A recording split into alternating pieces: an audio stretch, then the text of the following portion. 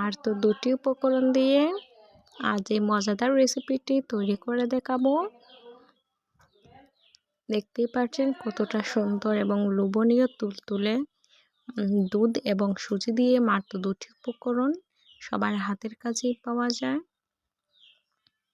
500 গ্রাম দুধ নিয়েছি আমি, লিকুইড দুধ। আপনারা চাইলে গুঁড়া দুধ মিশ্রিত করে তারপরে দিতে পারেন।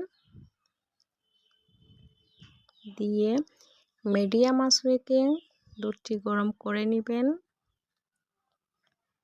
তার মধ্যে দিয়ে দিবেন তেজপাতা এবং দারচিনি, তারপরে দিয়ে দিবেন এলাচ, দিয়ে জাল করে নেবেন। এগুলো দিলে ফ্লেভারটা অনেক সুন্দর আসে এবং অনেক ভালো লাগে গ্রানটা। মিডিয়াম আঁচ রেখে আপনারা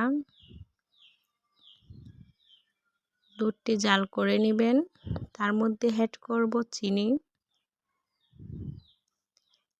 দিয়ে আবারও নাড়াচাড়া করে নেব।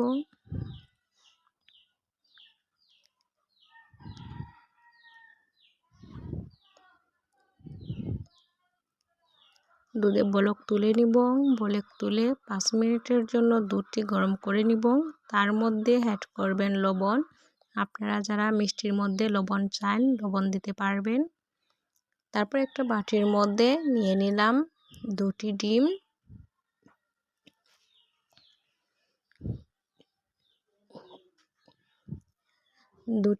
তার মধ্যে অ্যাড করব লবণ।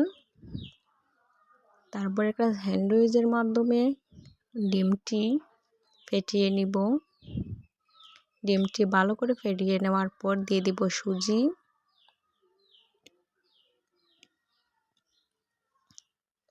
সুজিটা ভালো করে মিশ্রিত করে নেবেন।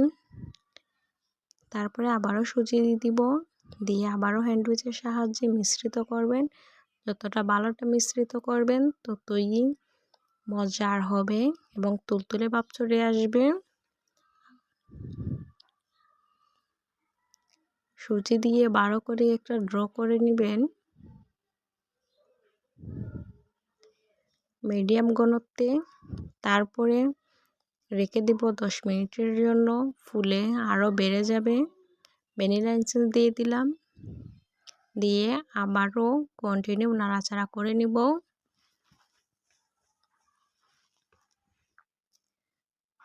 নাড়াচাড়া করার পর 5 মিনিটের জন্য রেখে দেব রেস্টে ফুলে যাওয়ার জন্য।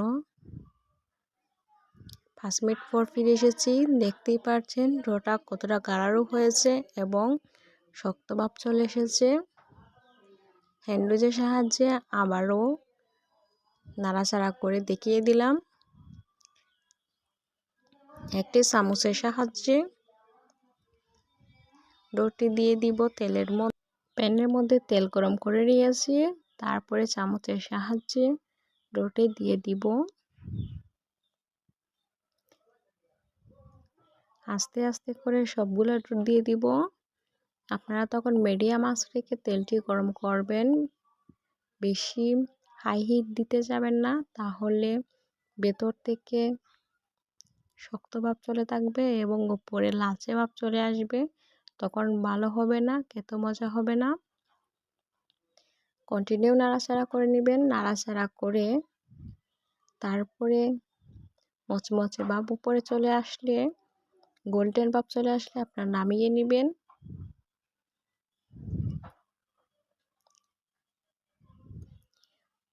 এখন দুধের মধ্যে দিয়ে দিব, বড়া গরুর দুধের মধ্যে দিয়ে দিয়েছি। একদম রসমলাইয়ের মতো লাগবে। মিষ্টি যেরকম হয় সেম টু সেম সেরকমই লাগবে খেতে এবং অনেক মজা। আপনারা বাসায় একবার ট্রাই করতে পারেন। খেতে অনেক লোভনীয় হয়। বোঝাই যাবে না যে রসমলাই নাকি অন্য কিছু। 10 মিনিট পরে ফিরে এসেছি। বাটির মধ্যে নিয়ে দেখিয়ে দিয়েছি আপনাদের জন্য। কাঁটা চামচের সাহায্যে আপনাদের দেখিয়ে দিলাম কতটা তুলতুলে হয়েছে এবং কতটা ইয়ামি হয়েছে। বোঝাই যাবে না সুজি দিয়ে